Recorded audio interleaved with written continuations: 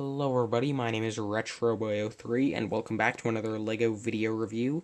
Today we'll be taking a look at the LEGO City Undercover Fun Pack, which comes with one minifigure, 46 pieces, and currently retails for around $15 in the United States, although as I'm recording this, it's on sale for 50% off on LEGO.com, which means that currently it's only $7.50. Anyway, without further ado, let's get into the review. Starting off with our minifigure, we have Chase McCain, the main protagonist of LEGO City Undercover. And well, before we take a look at the actual figure, you can see that his accessory is this grapple gun, which, while nice, I like the use of the classic LEGO Star Wars blaster megaphone piece. I mean, it isn't really accurate to LEGO City Undercover, or actually how it appears in Dimensions, because in those, the grapple gun is black with a darker hook, and also overall has a different shape. So if I was LEGO, I probably would have instead gone with the LEGO Batman movie grapple gun piece, because overall that's just a lot more accurate to what Chase has in-game. But anyway, pulling that aside, you can see that Chase has no leg printing, but his torso is unique, as, interestingly, it's not the same design as in any of the LEGO Chase McCains, the original from 2013, the promotional version that came with pre-orders of the game, or the new 2017 version I don't know what the set's called, but the new version where he has a fully blue suit. This is new printing, and also a different color for the torso. For comparison's sake, Marty McFly's pants here are the color of the original Chase McCain, and this time his torso is a much lighter blue, which makes this version unique. Yeah, as you can see, he has the gray bulletproof vest printed on the front. He has the nice police badge, which it's kind of hard to see here, but it does have some reflective detail for the star. He has a walkie-talkie, a belt with some tools, so that's some pretty nice detail. No arm printing, unfortunately. I mean, I since this is a new version, I don't know why they didn't put the arm printing that he has in the game on this one, and also I feel as though he could have done with black legs like in the game. Like, overall, this version is different for Dimensions, which is nice, but it's also not very accurate to either version of the LEGO City Undercover game. The back print is nice but simple, with the police, with just the word police, as well as some pouches. And Chase doesn't have a double-sided face, but his main expression is rather nice, with just kind of a calm, yet slightly determined expression. I like kind of the shaping to his face we've got on there, the fact that he has colored eyebrows, which is actually pretty rare for yellow tone minifigures, and his hairpiece, which is just, the classic 2008 Mutt Williams Marty McFly hairpiece. Anyway, that it's molded in a nice dark tan color. So yeah, that is Chase McCain. Sorry, I just hit my tripod. This is his toy tag, where on the front it has his badge, and on the back it says police. And now let's move on to the builds. Starting off as our main build, here we have the police helicopter, which, in my opinion, actually looks pretty nice, as well as being a pretty unique build, especially for Dimensions. Because in general, that game, I believe this is one of only 2 helicopters in Dimensions. But as you can see, it does just use this little rotor piece on the top, which can spin. On the front, you have some red lights, and you do have a blue light back on the tail. The window glass is nice, but simple. I mean, I like this printed police tile on both sides. I believe that's unique to this set.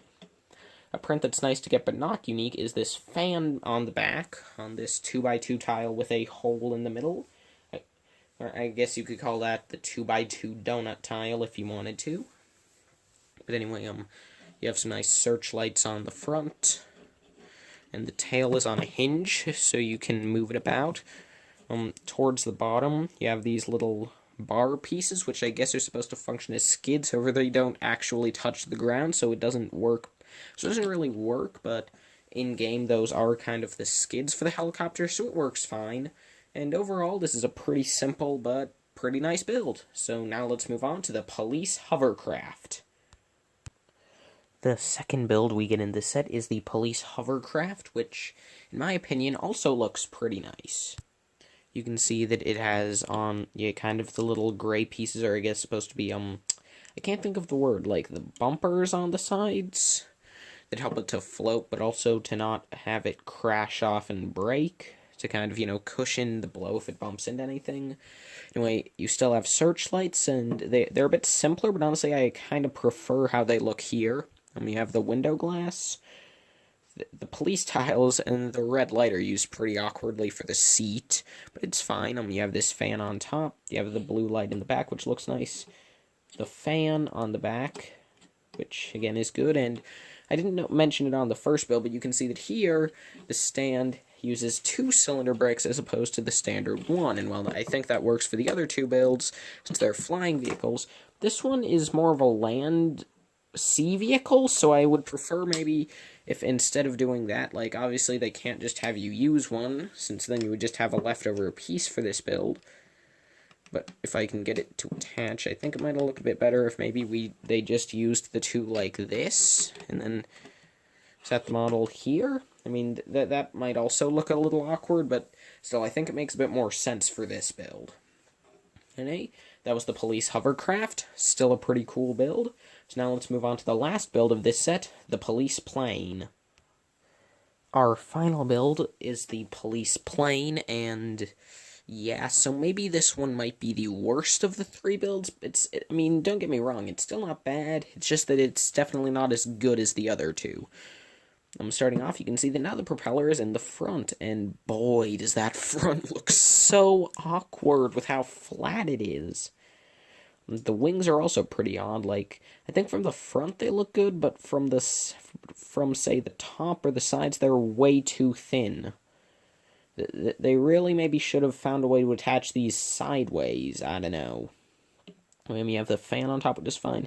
It has a tail, which is weird for a plane, and it's also odd how you have this little tile over here, which makes the whole thing asymmetrical. I would have preferred if maybe that tile was just stuck to one of the sides here, which do look fine. Also, the cockpit is taller than this fan here. The lights are a bit off with the cheese slope, and then below with the tile. Like, overall, this is a pretty wonky-looking build. Like, it still looks unique, which is good, but I don't know. This is definitely my least favorite of the 3. But it's still fine. Anyway, now let's get on to the final verdict. So overall, would I recommend, for $15, the LEGO City Undercover Fun Pack? I would say so. I mean, the figure isn't amazing, but it is still nice, and the builds are pretty good, but in-game this pack really shines, because it does open up, obviously, a new character, a new adventure world, new battle arena, but Chase McCain has 6 different costumes, all of which have unique abilities, and, well, when I say unique, I mean unique from each other, not unique in the game overall.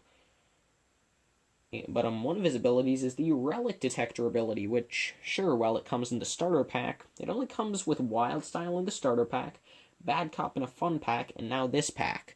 So, if you want another character to have that ability, then Chase McCain's your guy. Also, in the adventure world, it opens, not only are there, the standard quests and missions and stuff, but there are also, randomly, for no gold bricks or anything, just crimes that'll randomly appear on the map, and then you can just bust the criminals, and, well, honestly, I feel as though that could probably offer more entertainment, like, just if you 100% the world, you could still go back and just bust the random crimes that appear. So that's nice. So yeah, overall for $15, this set is, well, it's not my favorite fun pack. Some of them, like, say, in terms of value, this is value in-game, this is probably one of the best, but I feel so in terms of the bricks you get, there are a few fun packs I prefer, like, say, the E.T. fun pack, because that's just awesome, as well as the Mr. T fun pack, the Cyberman, Doc Brown, and just, like, overall, just, like, there are a lot of fun packs that are just really cool, in my opinion, and this one definitely isn't as collectible in terms of the bricks. Over in-game, it's really good, and for the current price on LEGO.com of $7.50, this pack is definitely a must-buy. So, thank you all so much for watching. This pack gets a B+ in my books, and I will see all of you in the next video. Bye-bye.